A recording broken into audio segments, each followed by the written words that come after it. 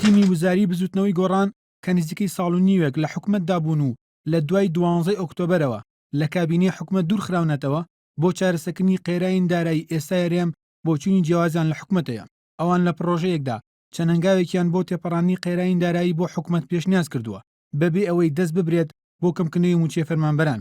تیمی وزاری گۆڕان کە لە 4 وەزیر و سەرۆکی دەستەیەک پێکاتووە لە پرۆژەکەیاندا ئاماشیان بۆ ئەوە کردووە لە کاتێک داماوەی 5 مانگە مامۆستایان و فەرمانبەران و موچە خۆران موچەکانیان دواکەوتووە کەچی حکومەت بە بیانووی پاشەکەوتکردن بڕیاری کەمکردنەوەی ڕێژەیەکی زۆری لە موچە داوە.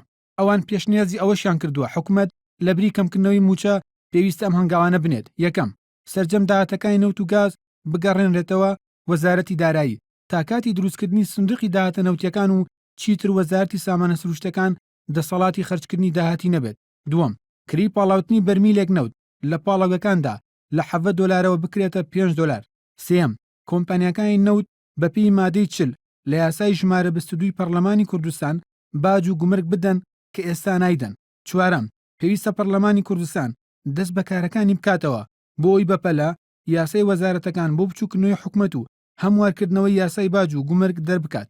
پێنجەم، دەبێت لە خۆشببوون و بەخشین لە باج و گومرگ نەمێنێت بەپێی یاسا نەبێت.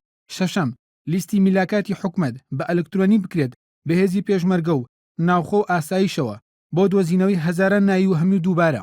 حەوتەم، ڕاگررتنی دامەزرانی نایاسایی و خانشینکردنی نایاسایی کە موچی هەرێم لە ماوەی ساڵێکدا لە 150 میلیارد دینارەوە بەو هۆیەوە بۆتە 170 میلیارد دینار و مانگ بە مانگ زیاد دەکات. هەشتەم، سەرجەم کۆمپانیاکانی هەرێم دەبێت باج بدەن کە ژمارەیان لە 25,000 کۆمپانیا زیاترە، بەتایبەت ئەو کۆمپانیانەی بەدەل لە یاسا و ڕێنمایەکان لە دانی باج بەخشێنراون. نۆیەم، پێویستە لە جیاتی دروستکردنی لیژنە هەنگاوی کردەی بۆ چارەسەکردنی قەیرانەکە بنرێت. دەیەم، ڕاگررتنی گەشتی وەزیر و بەرپرسەکانی هەرێم بۆ دەرەوە تەنها بۆ کاری زۆر پێویست نەبێت. یانزەیەم، پێویستە بە کرێگرتنی باڵەخانە و ئۆتۆمبیل بۆ حکومەتی هەرێم کەم بکرێتەوە و ڕابگیرێت کە حکومەت خۆی خاوەنی مڵک و ماڵ و ئۆتۆمبیلی زۆرە.